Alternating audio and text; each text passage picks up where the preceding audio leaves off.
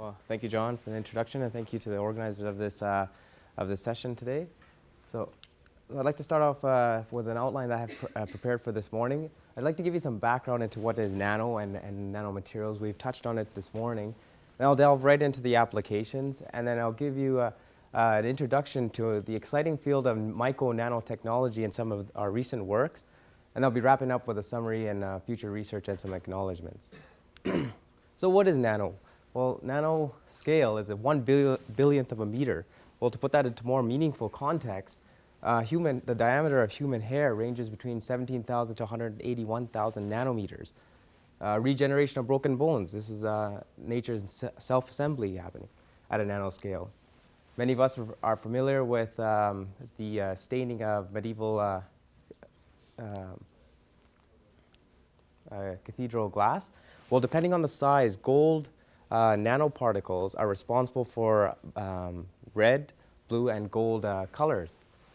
So speaking of size, this leads me directly into the formal definition of nanomaterials. An example is the nanoparticles, having a size dimension between 1 to 100 nanometers. And they're recognized for their new or enhanced physicochemical and biological properties when compared to the larger bulk materials. Now, how is this possible? Well, with decreasing size, you have increased surface to volume ratio and increased surface energy. So this translates to increase in catalytic activity and biological effectiveness. Currently, one of the major nano products is silver nanoparticles. So when we start thinking about silver nanoparticles and medicine and healthcare, wound dressings come to mind, especially with the work done by Dr. Robert Burrell at the U of A and his development with Acticoat. And silver is known for its antimicrobial activities, well known. But as we learn new properties, unique properties of silver at smaller sizes, other properties are emerging, such as anti-inflammatory and pro-healing properties. Now, these are only two that I've listed here, but I would anticipate more to come as we learn more about these nanoparticles and decreasing sizes. This is just an example of the Acticoat fabric with the silver nanoparticles here. Besides medicine, silver's antimicrobial capacity can be used in paints for public institutions such as schools, hospitals, jails, coatings for equipment to resist bio-based corrosion. Dr. Goss has pointed out a bunch of other products that nanoparticles can be used for. Silver specifically, it has been used in paper products, textiles, consumer appliances, and building supplies.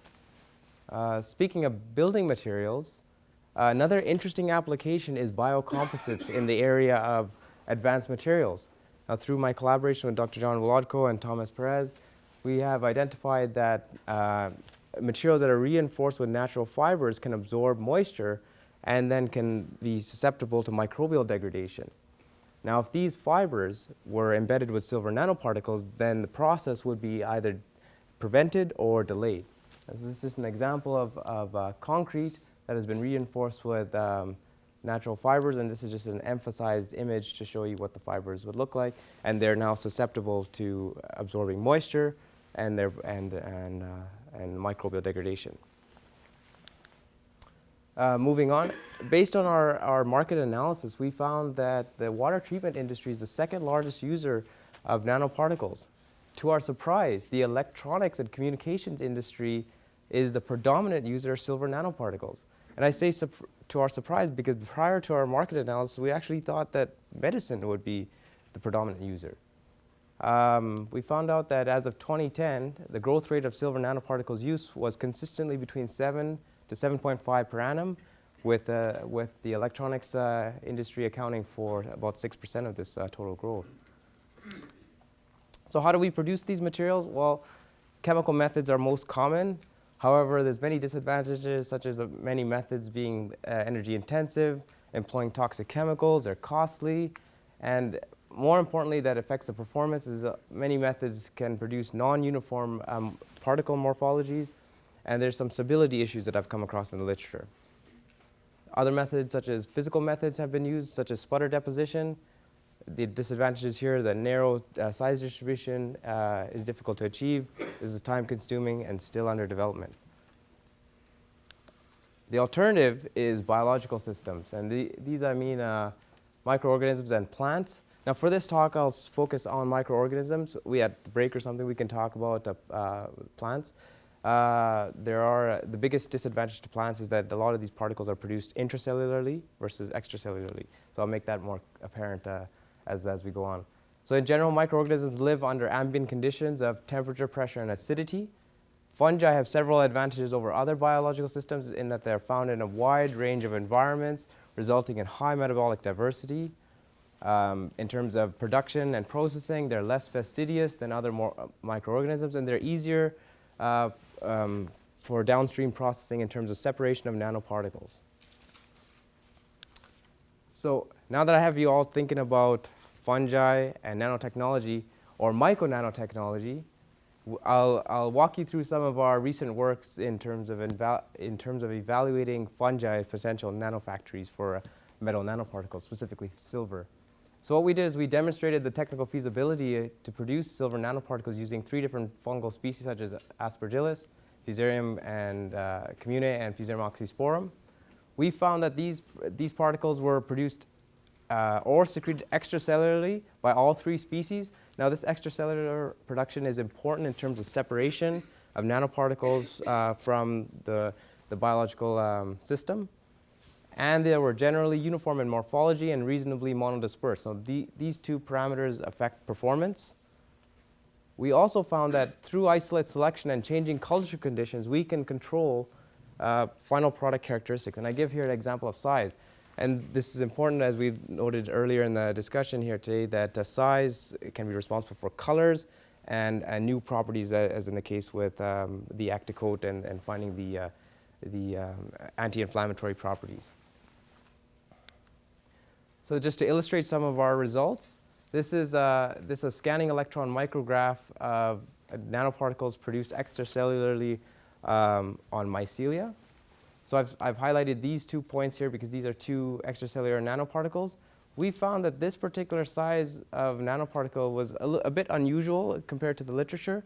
So we further investigated this one, and we actually found that it was composed of multiple nanoparticles. And these are all between the size ranges of 35 to 40 nanometers. It's not quite clear why this is happening. I can speculate, but it's not quite clear in the literature why this is happening.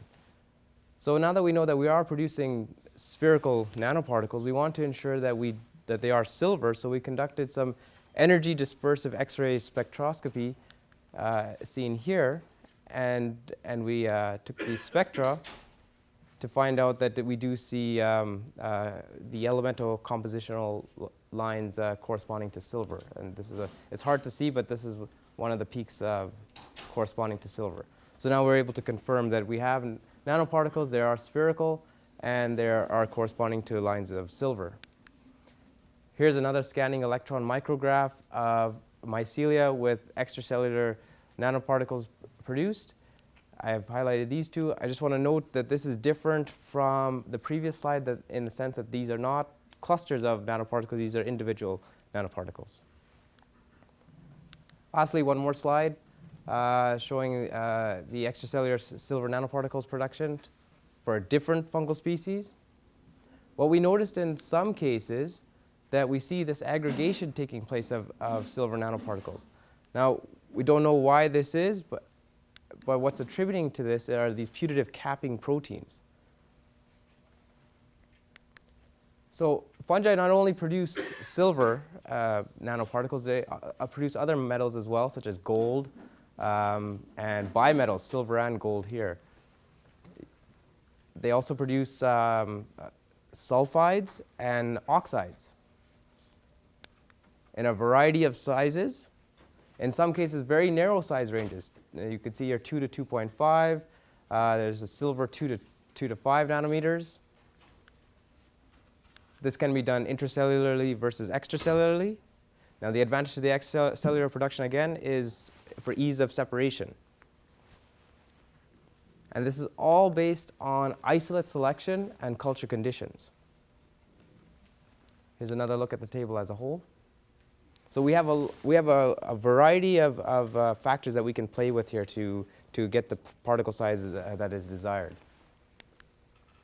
So in summary, fungi are capable of synthesizing uniform, reasonably monodispersed, stable, and different types of particles under ambient conditions without toxic chemicals. This is a safer approach. I agree with Dr. Goss. No method is safe. It's safer, and this requires less capital investments for production. This is just an image showing my lab scale production. On the left here, we have a flask of silver nitrate solution with no fungi. On the right here, or no fungus. On the right here, we have silver nitrate solution with fungus, and this characteristic blue, yellowish to brown color is indicative of silver nanoparticles in suspension. So this approach offers greater control over nanoparticle synthesis compared to chemical methods in terms of uniform morphology and size ranges. There's wide applications through all of these different industries. Future research would be process optimization in terms of production and recovery of these nanoparticles.